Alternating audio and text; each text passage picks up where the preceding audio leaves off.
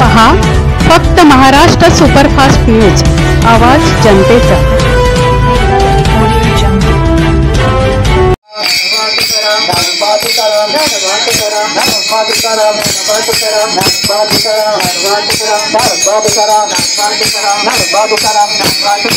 पूर्वी माझे मोठे बंधू चंद्रकांत विश्वनाथ कापरे, कैलासवासी चंद्रकांत विश्वनाथ कापरे यांनी ही दिंडीची सेवा करण्याचा लाभ त्यांना भेटला, परंतु काही दुर्दैवाने गेल्या वर्षी 14 जूनला त्यांचं कशा आजाराने निधन झालं।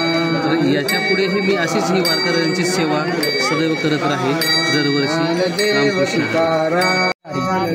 भागवत धर्म प्रचारक श्री सद्गुरू अमृतनाथ स्वामी महाराज, सद्गुरू स्वानंद स्वामी महाराज, सद्गुरू प्रकाशानंद स्वामी महाराज यांच्या कृपा आशीर्वादाने भरटखोल ते पंढरपूर पायी दिंडी सोहळा, जसं ज्ञानोबारायांनी प्रार्थना केली माझ्या जीवीची आवडी पंढरपुरा नेईन बुडी, तीच संकल्पना आमच्या सद्गुरुनाथांनी सद्गुरू प्रकाशानंद स्वामी महाराजांनी केलेली आहे।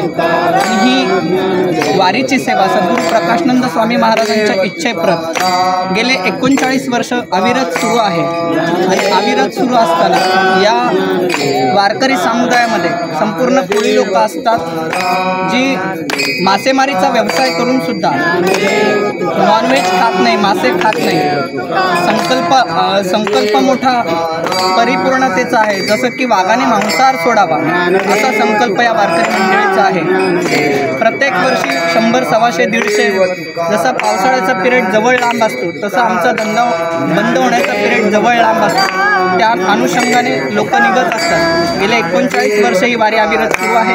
आणि ही वारी भरटखोल ते पंढरपूर पायी दिंडी सोहळा, तसं ज्ञानोबारांचं प्रस्थान ज्या दिवशी होतं त्याच दिवशी भरटखोलवरून सद्गुरू प्रकाशानंद स्वामी महाराजांच्या दरबारात हा पंढरपूर जाण्यासाठी दिंडीचा प्रस्थान होत असतं।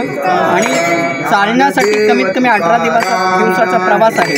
8 दिवसाचा प्रवास केल्यानंतर माऊली ज्ञानोबारायांच्या सोहळ्यामध्ये जशी तुका म्हणे गंगा सागरी संगमी अवघ्या झाल्या उर्मी एकमय, आजपर्यंत लोणंदला जाईपर्यंत ही दिंडी एकटी चालत असते, पण जेव्हा ज्ञानोबारायांच्या सोहळ्यामध्ये जेव्हा सामील होते तेव्हा जणू काय समुद्राचं स्वरूप या दिंडीला, म्हणजे त्या सर्व वारकरी मंडळीचं स्वरूप या दिंडीला आलेलं असतं।